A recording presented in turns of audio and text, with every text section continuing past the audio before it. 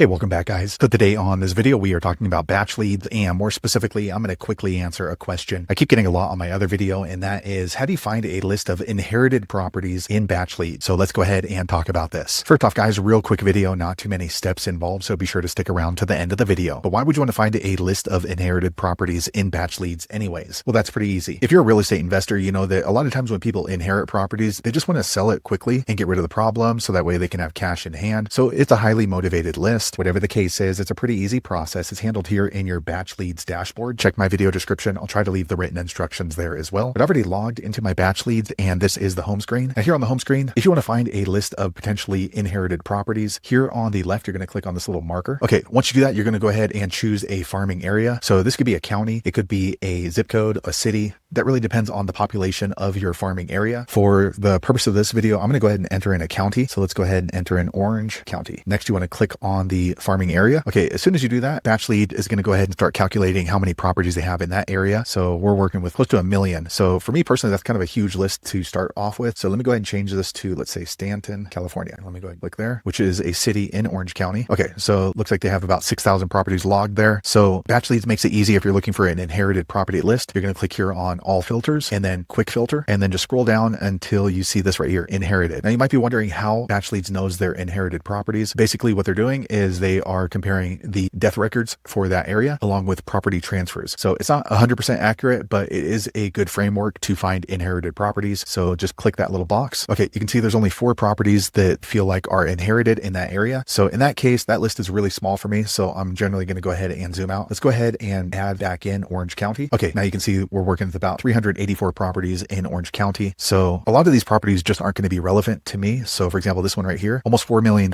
I'm not buying any $4 million properties. So when I'm looking for an inherited property, I'm going to go ahead and filter that down. So first off, I'm going to click here on valuation and equity. And I like to go between, let's say, 400,000 and then estimated property value at, let's say, 800,000. Okay, you can see now that trimmed it down to 60 properties potentially. Also, I like to buy off market. So I'm going to click here on MLS status, and here on auto market, I'm going to go ahead and click no. Okay, next, what I'm going to do is I'm going to go here, property characteristics. I like to buy single family homes. So I'm going to click here on property classification, residential, and then over here, property type, I'm going to click on single family. Okay, that dropped it down to 22 properties. So we can click on see properties. Okay, now here you can see some of these properties have recently sold. So what I'm going to do next is go here to all filters, and then I'm going to go here last sale date, and then I'm going to choose custom. And then let me go ahead and just say in the past 12 months. Okay, I actually didn't do that right because these properties have sold within the past 12 months. I don't want properties that have sold. I want properties that have been inherited and have not sold. So let me go ahead and open this back up, and then I'm going to change this back to 1 year ago. So let's go ahead and change this from 2025 to 2024 and change this, let's say, back to January 2024. Well, let's go back a little bit further. Let's go 2022. Okay, so 3 properties. Let's go ahead and open this up. So I would just kind of scroll through these and see if they're in my target area, which they seem to be pretty good. So there you have it, guys. If you're wondering how to find a list of inherited properties with your batch leads, that's the easiest way I know how to do it. If you know an easier way or a better way, be sure to leave a comment below. Let the rest of us know how you did it. Hopefully you found that video useful. If so, click thumbs up or maybe consider subscribing to my channel, and I hope to see you on the next video. Thanks again for watching.